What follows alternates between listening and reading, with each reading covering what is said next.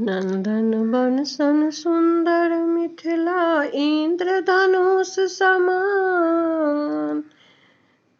नंदन बन सन सुंदर मिथिला इंद्रधनुष समान। कालिदास मंडन के घर में, कालिदास मंडन के घर बुध बनल भगवान। कहू बहिना रामेर आम माता जी विराजती मिथिला देश में। कहू बहिना रामे राम माता जी विराजती मिथिला देश में। नंदन बन सन सुंदर मिथिला इंद्रक धनुष समान। कालिदास मंडन के घर में बुध बनल भगवान।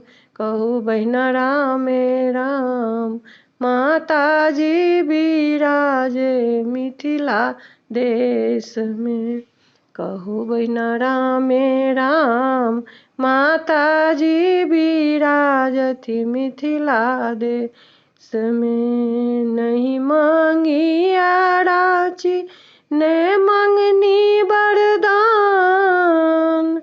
ने मांगी अराची ने मंगनी वरदान। लक्ष्मी निपति जनक कांगन हम उनके संतान। कहू बहिना रामे राम माता जी विराजती मिथिला देश में।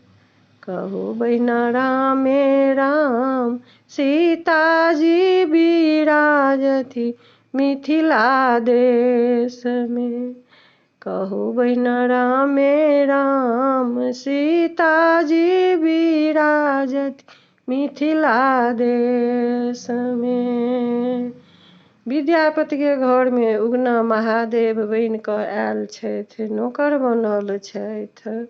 अपना परमेश्वर के जीतल उगना बनल महेश।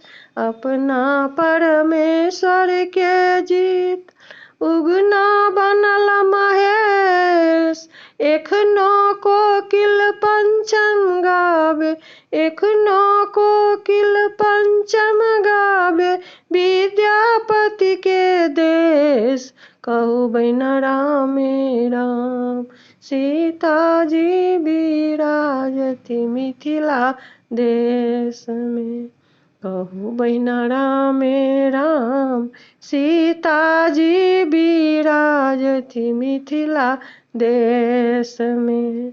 कहू बहिना रामे राम माता जी विराजती मिथिला देश में। नंदन बन सन सुंदर मिथिला इंद्रक धनुष समान। नंदन बन सन सुंदर मिथिला इंद्रक धनुष समान। कालिदास मंडन के घर में बुध बनल भगवान। कहू बहिना रामे राम माता जी विराजती मिथिला देश में। कहू बहिना रामे राम माता जी विराजती मिथिला देश में। कहू बहिना रामे राम माता जी विराजती मिथिला देश में।